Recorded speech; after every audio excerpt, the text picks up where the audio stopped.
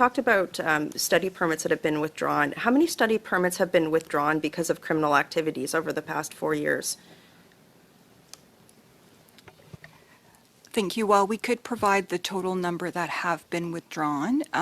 If a client is withdrawing their application, we would not know for what reason they're choosing to So withdraw you don't it. track this? We would be tracking if we were looking at refusing for any concerns related to criminality. We Okay, would so have how that. many have been withdrawn or refused due to criminality in the last 4 years?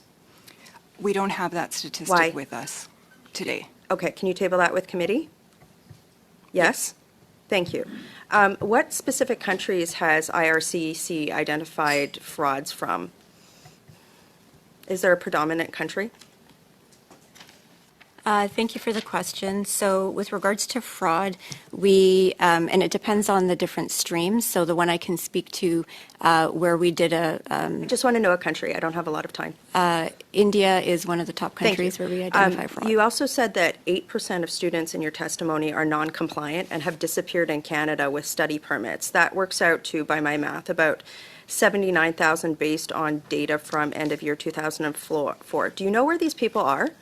So I'd like to clarify that I mentioned 8% of the students that we asked for compliance information from were potentially non-compliant. So in terms of the total number of students that we did ask for compliance, that results in potentially 47,175. Where- We do you have know- not yet determined whether or not they are fully non-compliant. Okay. These are initial results that the institutions provide to us. Could you find them if they are compliant?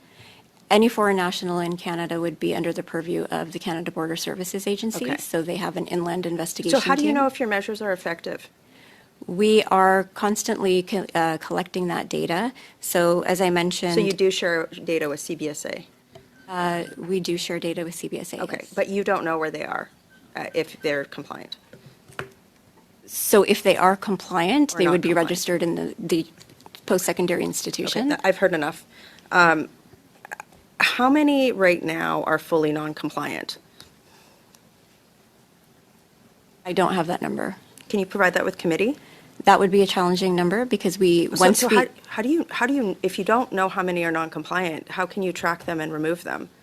So the 8% are potentially non-compliant, meaning that the university or the post-secondary institution, the DLI, has reported back that they don't Okay. have information that Thank you. these individuals are Madam Chair, I'd also currently like to use my registered. time to give a verbal notice of motion that a summons do issue for Dr. John Tibbetts, President of Conestoga College, to appear before the Standing Committee on Citizenship and Immigration by himself for no less than 1 hour to give testimony further to the committee study on Canada's International Student Program and study permits at a date and time to be fixed by the chair of the committee, but no later than 3 weeks following the adoption of this motion. I, Madam Chair, am shocked that Mr. Tibbetts does not think that it's important to come to this study, particularly given that Seneca College should probably come too, but Conestoga College has had numerous stories about abuse of foreign students.